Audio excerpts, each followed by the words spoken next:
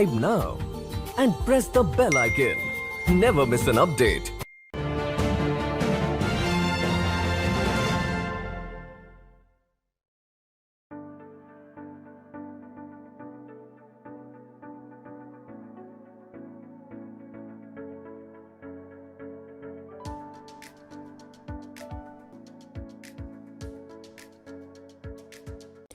This show is in association with ABC Group, ABC Prime Trade Private Limited.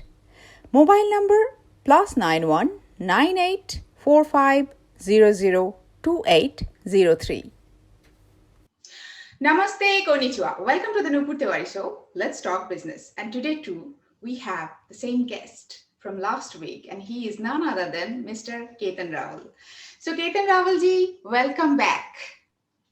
Thank you so much. So for the viewers, दर्शक के लिए बोलना चाहती हूँ कि आपने लास्ट एपिसोड में आपने जो देखा कि कैसे केतन रावल जी 3000 से लेके आज 57 वैनिटी वैन्स के मालिक है और वहां से उनका यात्रा शुरू हुआ है। तो हम जानना चाहेंगे इस एपिसोड में कि बस वो बिजनेस ही नहीं कर रहे हैं, वो giving back to the society. तो एक बिजनेसमैन के लिए क्या क्या रिस्पॉन्सिबिलिटी, क्योंकि पावर के साथ रिस्पॉन्सिबिलिटी भी आ जाते हैं, है ना, तो क्या क्या रिस्पॉन्सिबिलिटी वो निभा रहे हैं। तो केतन रावल जी, हम जानना चाहेंगे कि आप आज तो आप लार्जेस्ट वैनिटी वैन के मालिक है पूरे इंडिया में, और मतलब कौन नहीं है जो आपसे वैन नहीं लेते, है ना। तो हम जानना चाहेंगे कि आप इसके साथ जो रिस्पॉन्सिबिलिटी, जो giving back to the society जो आप कर रहे हैं, तो वो आपके मन में कब आए कि मुझे कुछ सोसाइटी को देना चाहिए, वो कब आए? एक्चुअली जब से मैंने वेल एस्टेब्लिश हुआ, मुझे मुंबई ने इतना दिया, मैं सक्सेस हुआ, तब से मुझे था कि मुझे कुछ सोशल वर्क करना चाहिए। इससे टाइम टू पे बैक ऐसा लग रहा था मुझे बहुत टाइम से। तभी ये कोरोना आया और लॉकडाउन हुआ मुंबई में लास्ट ईयर मार्च महीने में। अच्छा। 20 मार्च को लास्ट ईयर लॉकडाउन हुआ मुंबई में। तो ऑल ऑफ सडन अभी तक मुझे कभी वैनिटी वैन पार्क करने की भी जरूरत नहीं पड़ी थी कि रोज मेरे पास इतना काम था, एक शूट से दूसरे शूट पे, दूसरे शूट से तीसरा शूट पे वैन चली जाती थी, तो पार्किंग की भी जरूरत नहीं पड़ी थी। पहली बार वैन पार्क करना पड़ा, तो वो वैन मैं चेक करने निकला कि कहाँ कहाँ मतलब सेफ पार्किंग है कि नहीं, कोई टेंशन नहीं, बहुत सारे रोड पे भी पार्क किया था। तो जब मैं निकला तब नाकाबंदी पे मुझे पुलिस वाले ने रोका, मुझे इंक्वायरी किया, मैंने क्यों निकले आप, कहाँ जा रहे हो। और वो एक महिला पुलिस थी, लेडीज पुलिस थी। तो वो टाइम पे इतनी धूप थी, वो लोग रोड पे खड़े थे। तो मैंने ऑन द काउंटर उनको पूछा कि मैं आजू बाजू देखा, मतलब मैं मेरे वैन का पार्किंग देखने निकला था, लेकिन बुरा ना माने तो पूछना था मुझे। बोलिए ना, बोला क्या हुआ, बोले आप यहाँ पे धूप में खड़े हो, आप पूरा दिन ड्यूटी पे रहेंगे। बोला हाँ। बोला आपको अगर वॉशरूम वगैरह जाना है तो कैसे करेंगे। मुझे बोला कि हम लोग नहीं जाती, मतलब नहीं जाते, मतलब या बोला कम जाते, मतलब ये कैसे पॉसिबल है कि नहीं जाते या कम जाते। अरे पानी हम लोग कम पीते तो वॉशरूम कम जाना पड़ता है। मतलब क्यों। बोले ये नाकाबंदी से हमारी जो पुलिस चौकी है वो 2 से 3 किलोमीटर दूर है, तो बार बार आना जाना हम लोग अफोर्ड नहीं कर सकते ड्यूटी पर से। लिटरली शॉक कि यार ये लोग हमारे लिए ड्यूटी पे तो है, कड़ी कड़क धूप में रोड पे खड़े हैं 24-24 घंटा, और हमारे लिए इतना भी कर रहे हैं कि पानी भी कम पी रहे। जबकि हम थियरी में मानते हैं कि एटलीस्ट 10 to 12 ग्लासेस पानी पीना चाहिए दिन में, अपने बॉडी के लिए बहुत जरूरी है, और वो लोग वहां पे भी कॉम्प्रोमाइज करें। तो तब से मैं सोच रहा था कि इनके लिए मैं क्या कर सकूं। तभी मुझे फेसबुक में, व्हाट्सएप पे ऐसे सब मैसेज आ रहे थे कि ऐसा ऐसा कुछ हो रहा है मुंबई पुलिस के लिए, कोई बिस्लरी पानी सप्लाई कर रहा है, कोई टेंट दे रहा है। और तभी मुझे एक चित्रा सुब्रमण्यम करके है मुंबई में, उनका फोन आया और उन्होंने मुझे बोला कि हम लोग ऐसा ऐसा कुछ सोच रहे हैं, तो आप क्या कर सकते हैं। मैंने बोला मैडम क्या करना चाहते हैं आप। तो बोला हम लोग टेंट वगैरह कुछ दे रहे हैं, हम लोग उनको सैनिटरी पैड लेडीज पुलिस के लिए दे रहे हैं, पानी दे रहे हैं, मास्क दे रहे हैं, ऐसा सब कुछ हम लोग दे रहे हैं। तो मैंने उनको बोला कि उनको आज की तारीख में सबसे पहले सबसे ज्यादा जरूरत है तो वॉशरूम की जरूरत, या ऐसी कुछ छांव मिले उनको कि जहां वो लोग बैठ सके। बोला उसके लिए क्या करेंगे। बोला मैं मेरी वैनिटी वैन दे सकता हूँ। तभी उन्होंने जो मुंबई के additional commissioner mister Manoj Sharma ji थे उनको पूछा, तो मनोज शर्मा जी ने बोला कि हम लोग अफोर्ड नहीं कर पाएंगे, वैनिटी वैन बहुत कॉस्टली होती है, बड़े बड़े सेलिब्रिटीज बैठती है, हम लोग अफोर्ड नहीं कर पाएंगे। सेकंड थिंग, हमारे जो लोग हैं, पुलिस लोग हैं, उनको आदत है रोड पे खड़े रहने की, तो डोंट यू वरी। तो बोला नहीं, मतलब आप अफोर्ड नहीं कर पाएंगे, मतलब आपको पेमेंट नहीं करना है, वो फ्री ऑफ चार्ज दे रहे हैं। बोले कैसे पॉसिबल है? बोला हाँ। तो बोला कोई आदमी इतनी महंगी वेनिटी में, इतना महंगा रेंट होता है, वो कोई फ्री में क्यों देगा? आप पहले कंफर्म कर लो। चित्रा जी का मुझे फिर से फोन आया, कहते हैं भाई आप श्योर हो कि आप फ्री ऑफ चार्ज दे रहे हो बहन? मैं ना 110% में फ्री में दे रहा हूँ, आप चाहिए तो लिख लो, किसी को 1 रुपया देने की जरूरत नहीं है। फिर उन्होंने कंफर्म किया, और मनोज शर्मा जी ने इनिशियली 4 से 5 वेन मंगाई कि ये स्पॉट पे लगा दो, तो मैंने लगाई। फिर धीरे धीरे लोग अवेयर होने लगे, तो बढ़ता बढ़ता बढ़ता लास्ट में 18 वेनिटी वैन्स मैंने लास्ट ईयर 18 वेनिटी वैन में अलग अलग लोकेशन पे मुंबई पुलिस को दिया मैंने। और फिर तभी भी मैंने जाके वापस उनको पूछा कि मैडम अभी कैसा लग रहा है आपको? तो लोग इतने खुश थे, वो लोग बोला कि केतन भाई आप हमारे भाई बन गए। ऐसा हो लगा कि बहुत लोग सोचते हैं कि कुछ करे, कुछ हेल्प करे, कुछ हेल्प करे, लोग बातें करते हैं, लेकिन आपने सच में हमारे लिए इतना किया, हम लोग बहुत खुश है। खास करके लेडीज पुलिस जो मतलब पीरियड में रहती थी तभी भी ड्यूटी पे थी, तो उनकी जो तकलीफें थी वो बहुत बड़ी तकलीफ थी। और वैसे भी मुझे हमेशा एक मुंबई पुलिस के लिए एक अलग से रिस्पेक्ट रहता है, क्योंकि मैं पिछले 25 साल से मुंबई में हूँ। मैंने मुंबई पुलिस को ड्यूटी करते हुए देखा हुआ है, चाहे कोई बाढ़ आई हो, चाहे गणपति विसर्जन हो, चाहे ताज पर अटैक हो, या ट्रेन में सीरियल ब्लास्ट हो, 93 का ब्लास्ट हो, एनी टाइम एवरी टाइम वो लोग खड़े रहते हैं। कोई भी त्योहार हो, दिवाली हो, ईद हो, कभी भी वो लोग ड्यूटी पे रहते हैं। और मतलब ऐसा लगता है कि क्या बात है। और बहुत बार उन लोग ने मुंबई को मतलब बड़े बड़े खतरे से बचाया है। तो पहले से मुझे था कि उनके लिए अगर कुछ करने के लिए मौका मिले तो मेरे लिए बहुत बड़ी बात हो जाएगी। और ये मौका मिला तो मैं लिटरली दिल से इतना खुश हुआ जो जब वो महिला पुलिस को मिला और उन्होंने बोला कि आप हमारे भाई जैसा काम कर दिया। तो मुझे ऐसा लगा कि जो मैंने मेहनत की, मैंने जो स्ट्रगल की, मैंने जो पैसा कमाया, उसका मुझे इनाम मिल गया आज।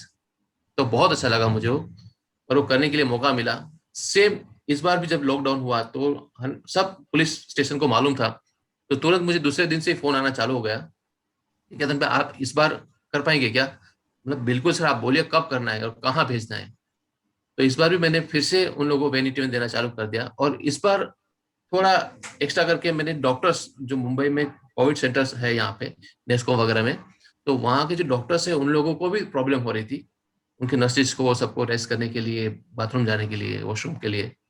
तो उनको भी मैंने इस बार 3 वेनिटी वैन्स दी है कि उन लोग भी रेस्ट ले सके। और मैंने उन लोगों को ये भी ऑफर दिया था, और मैंने गुजरात में बहुत बहुत प्रॉब्लम हो रही थी कि बहुत से पेशेंट्स को ट्रीटमेंट इसलिए नहीं मिल रही थी कि हॉस्पिटल में बेड्स खाली नहीं थे। वहाँ एम्बुलेंस की बाहर लाइन लगी है, हॉस्पिटल के बाहर लाइन लगी है, लोग इतने भीड़ में है कि भाई क्यों ट्रीटमेंट नहीं हो रहे, और लोग मर रहे थे कि ट्रीटमेंट इसलिए नहीं मिल रही कि हॉस्पिटल में जगह ही नहीं है, बेड खाली नहीं है। तो मैंने उन लोगों को ऑफर किया कि अगर मेरी वेनिटी वैन में, हर एक वैन में 3-3 रूम होते हैं, अंदर 2-2 बेड होते हैं, अगर मेरी वेनिटी वैन में अगर आप हॉस्पिटल बनाना चाहते हैं तो मैं यहाँ से मुंबई से वैन भेज दूंगा। वहाँ के जो मेडिकल एसोसिएशन के प्रेसिडेंट है मिस्टर गढ़वी, उनसे भी मैंने रिक्वेस्ट किया कि सर अगर ऐसा प्रॉब्लम हो रहा है तो मैं वैन मेरी देने के लिए तैयार हूँ, आप उसमें हॉस्पिटल बना दीजिए, खाली एक लाइट का कनेक्शन दे दीजिए। और मैं अगर 10 वैन भी भेज दिया तो 30 रूम बड़े बन जाएंगे। 30 रूम में अगर 50 लोग भी अगर ट्रीटमेंट ले लिया तो मेरे लिए बहुत बड़ी बात हो जाएगी कि 50 लोगों की जान बच गई, उनको मतलब टाइम पे ट्रीटमेंट मिली। तो ये मुझे खुशी हो रही थी कि चलो मैं कुछ अच्छा काम कर रहा हूँ। कोइंसिडेंटली वहां पे भी रेशियो कम हो गया और धीरे धीरे हॉस्पिटल नई नई बनने लगी, और वहां पे भी बेड्स के प्रॉब्लम सोल्व हो गए। और मैं एनी टाइम, मैंने मुंबई के मेडिकल एसोसिएशन में भी बोल के रखा है, गुजरात में भी प्रेसिडेंट को बोल के रखा है कि कभी भी ऐसी जरूरत पड़े कि बेड्स नहीं मिल रहे या प्रॉब्लम हो रही है तो मुझे कभी भी फोन कर सकता है आप, एनी टाइम। मैं वेंस दूंगा आपको, और आप उसमें हॉस्पिटल बना के लोगों को ट्रीटमेंट दे सकते हैं। और मेरे लिए बहुत खुशी की बात होगी अगर 50 लोगों को भी अगर मेरी वेन की वजह से ट्रीटमेंट मिली और उनका इलाज हो गया और वो स्वस्थ हो गए, तो बहुत बड़ी बात हो जाएगी मेरे लिए। क्या बात है, क्या बात है। It's so inspiring actually. आपका स्टोरी इंस्पायरिंग नहीं है जो आप दिल में रखते हैं कि हाँ मुझे गिव बैक टू द, मुझे देना है सोसाइटी को, कि बैक मुझे उसमें देना है। तो आप कभी जैसे आपके वैन का तो एक्सपेंसेस होते हैं, आप अगर कोई यूज कर रहे हैं तो सारे आप ही उठाते हैं? एक्चुअली यस, मैं ही उठाता हूँ मैं। अच्छा, तो आज आज के मतलब लास्ट ईयर से शुरू करके अभी तक आपने बहुत सारे वैन गुजरात के मेडिकल एसोसिएशन को और मुंबई पुलिस को दिया है। Exactly exactly. अच्छा, तो इसमें मतलब जैसे आपने बताया कि definitely you felt good and वो तो मतलब हाँ डेफिनेटली किस जब आप दे रहे हैं डेफिनेटली आपको तो एक अच्छा बहुत अच्छा फील तो हो ही रहा है कि मैं किसी काम में लग रहा हूँ।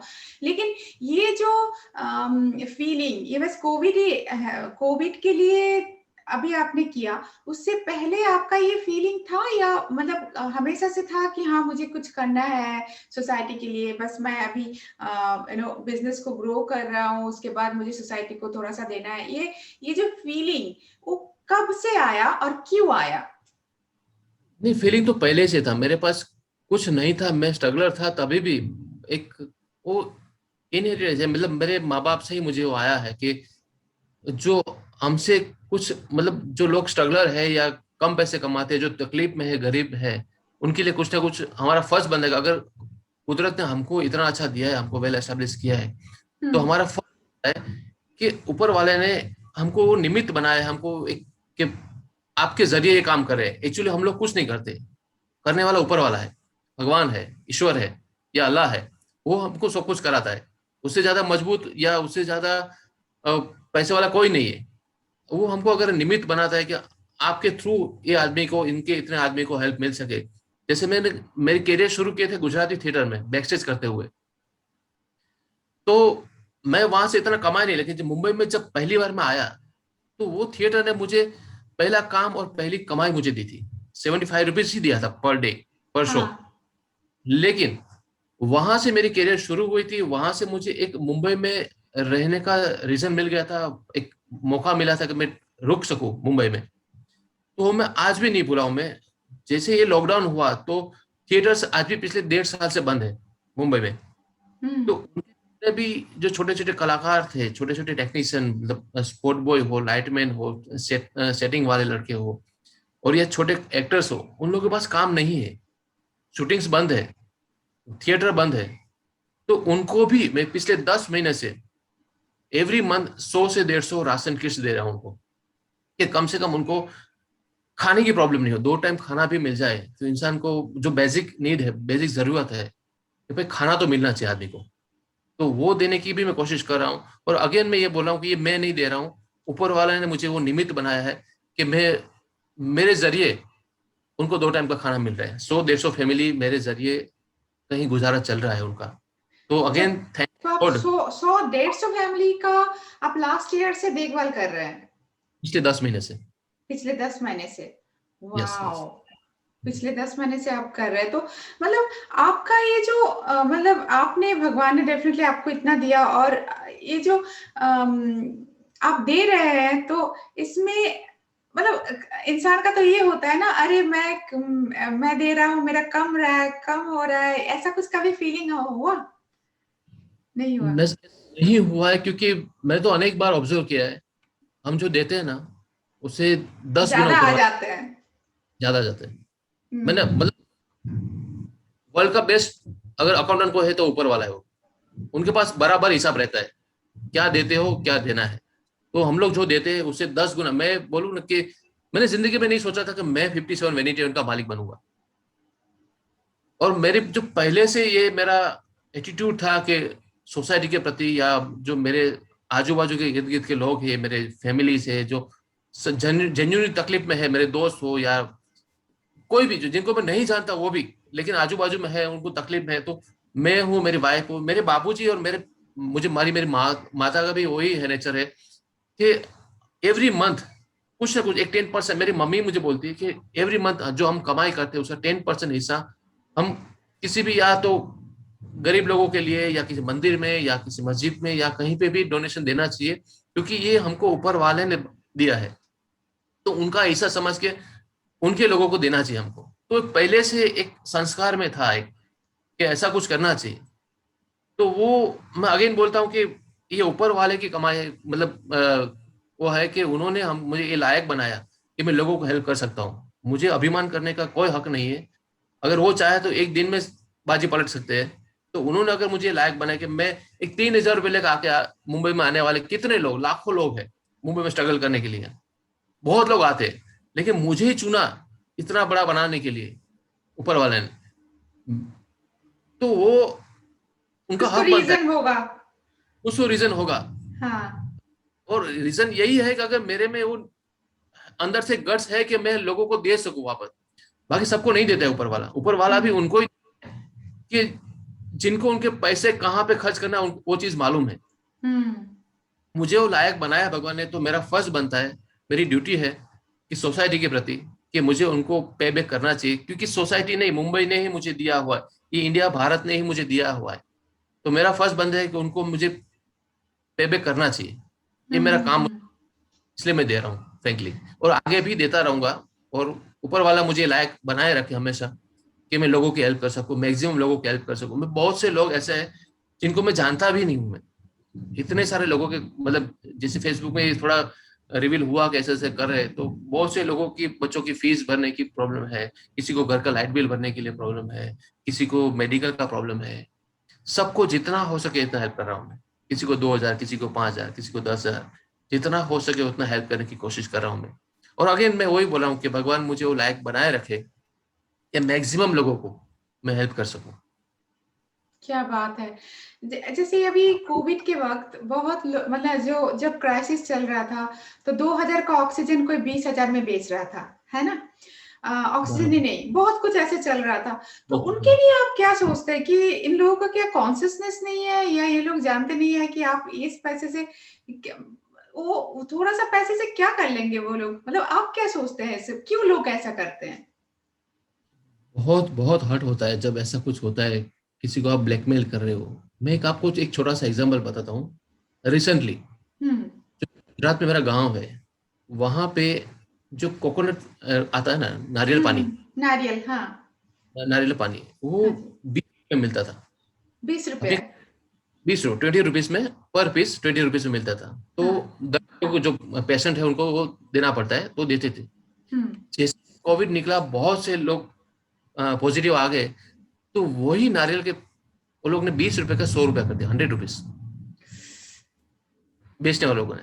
हम्म। वो ये है कि उनको पिलाना है, ये पेशेंट है, तो डॉक्टर बोलते हैं कि इनको नारियल पानी पिलाओगे तो ताकत आएगी, उनको जरूरत है, तो देना उनको जरूरी हो गया, तो लोग 100 रुपये में भी खरीद रहे थे। लेकिन यकीन मानिए, ये मई महीने की 17 तारीख को इतना बड़ा साइक्लोन आया, हाँ। लाखों नारियल के पेड़ दस हो गए। जो ऊपर वाले की मार है, जिन लोगों का गुजारा चल रहा था वो नारियल पेड़ से, सालों से वो लोग हर महीने 50-60 हजार, 50-60 हजार रुपये कमा रहे थे, अच्छी तरह से गुजारा कर रहे थे। ऑल ऑफ सडन साइक्लोन इतना बड़ा आया कि आज वो लोग कल से कैसे जिएंगे पता नहीं।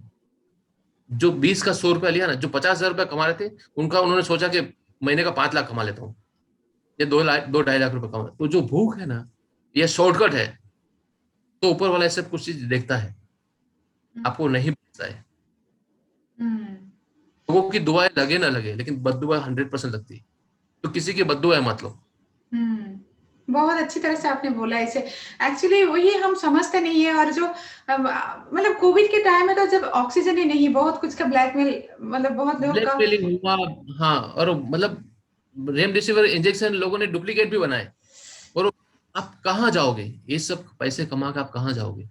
पकड़े गए, जेल हुई, मैं तो बोला उससे बड़ी सजा दो, क्योंकि वो डुप्लीकेट इंजेक्शन से कितने लोग मरे होंगे। इनको फांसी देना चाहिए ऐसे लोगों को। कि हाँ, अब क्या, वो लोग तो अब क्या किलर है।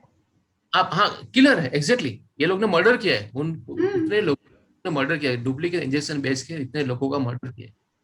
तो आप क्या करने जा रहे हो? मतलब आप चलो सोसाइटी को कुछ हेल्प नहीं करो, बहुत लोग हेल्प करे, मैं तो इतने लोगों को देखा है, इतने लोग हेल्प करे। और इसमें एक 5 to 10% लोग ऐसे हैं कि जो लोगों को लूटने के लिए वहां जो तकलीफ में, उनको भी आप बख्शते नहीं हो, और उनसे भी पैसे बटोर रहे हो। तो ये कहीं पे कोई नहीं छोड़ेगा आपको, ऊपर वाला देखता है सब, उनका हिसाब बराबर रहता है।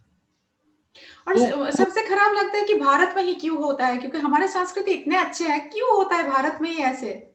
एग्जैक्टली एग्जैक्टली, हमारी संस्कृति तो मतलब संतों की संस्कृति है, कितना अच्छा हमारा मैसेजेस है कि आप जो दोगे उसे 2 गुना मिलेगा आपको, वही बहुत तो। सारी।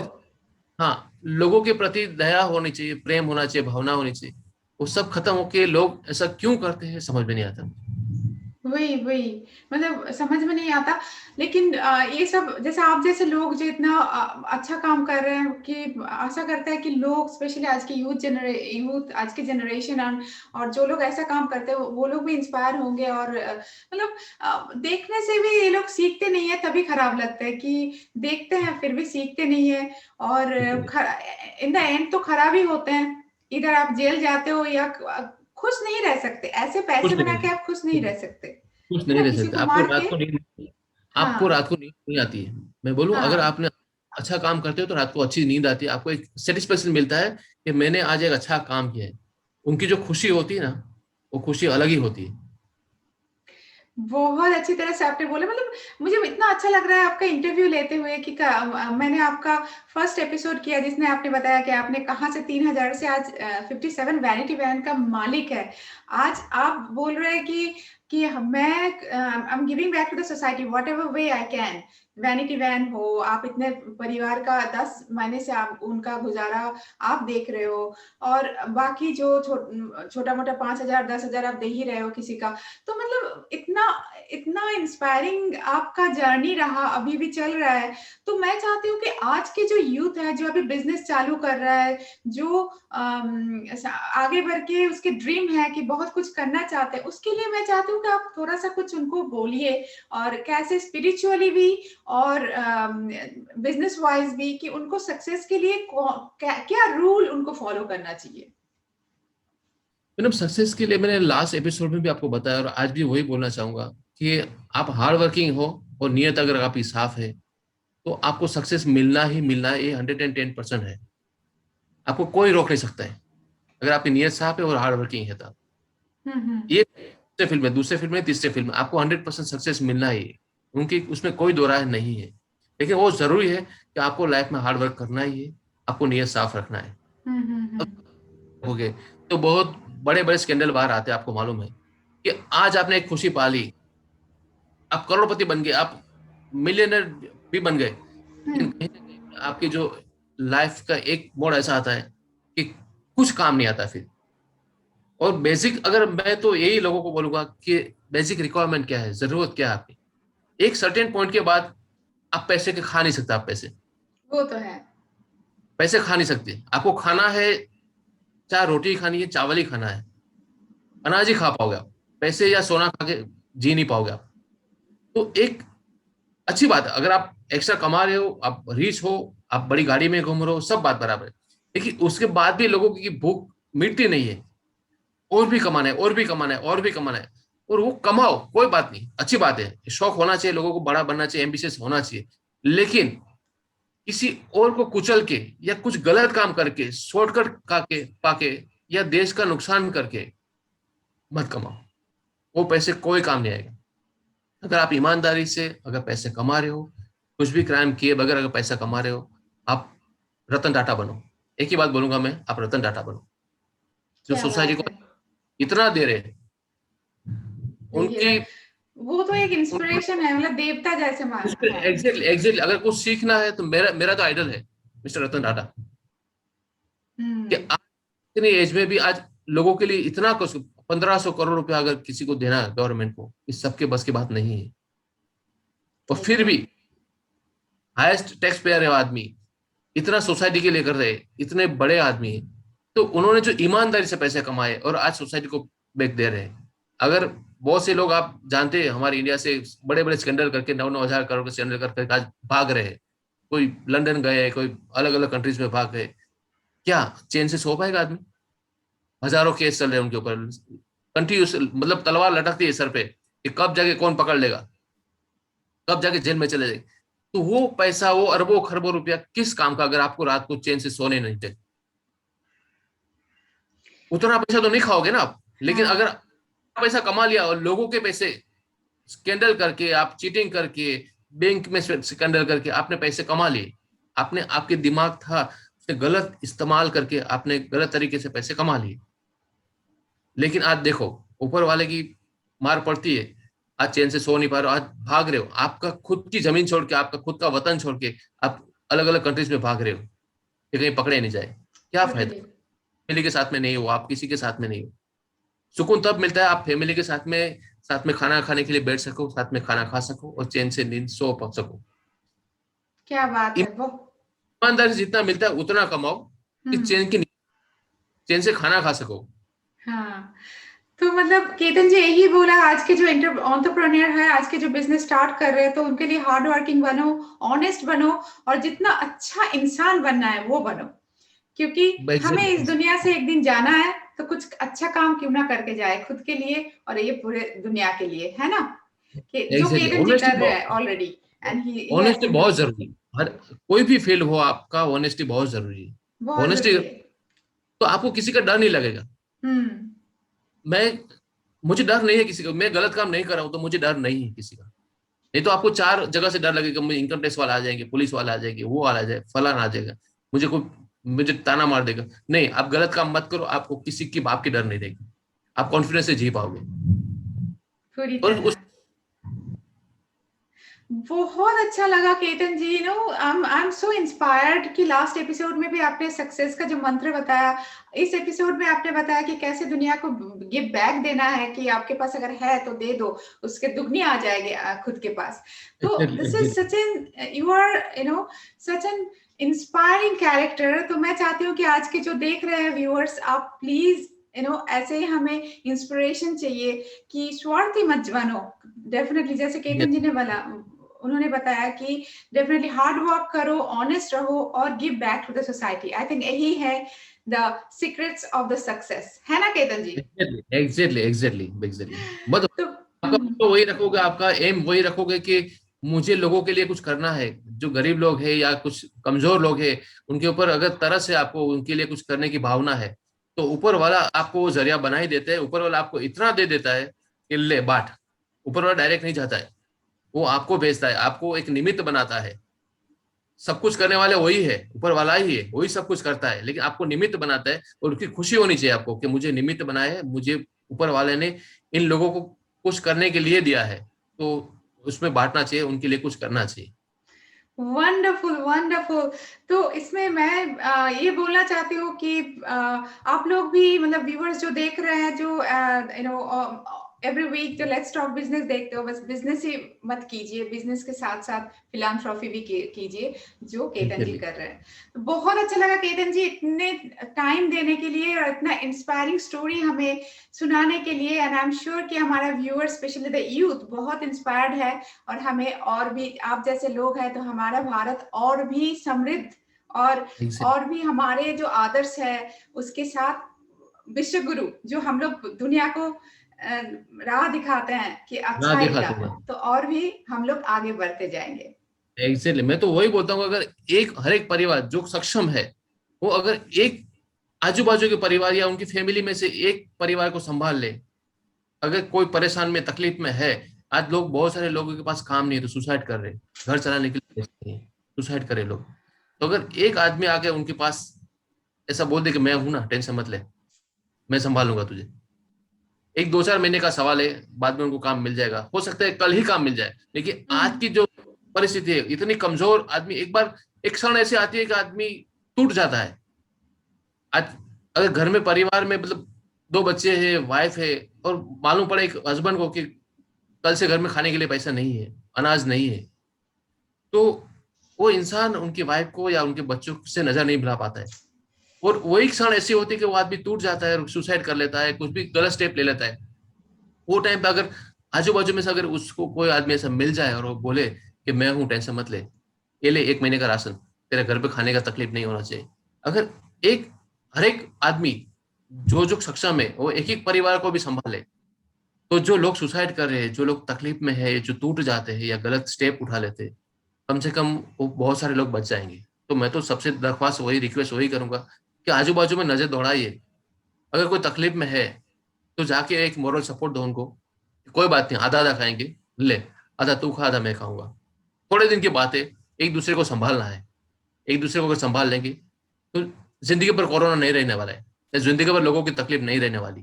वो भी काम कर ही रहे थे, अचानक ऐसा हुआ कि बेकार हो गए, तो उनको भी काम मिल जाएगा, लेकिन सबको एक दूसरे को संभालना पड़ेगा। चलिए हम सब लोग मिलके, सब लोग एकजुट होके एक दूसरे को संभालते हैं। और इसी मैसेज Exactly. के साथ आज का शो मैं यहीं पे खत्म करना चाहूंगी।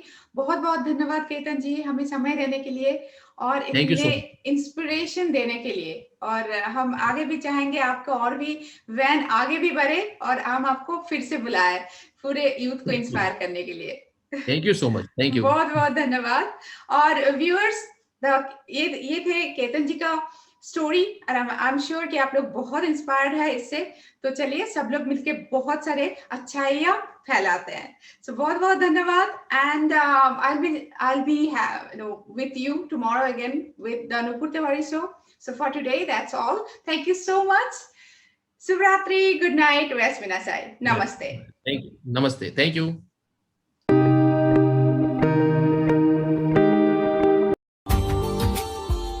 Subscribe now and press the bell icon. Never miss an update.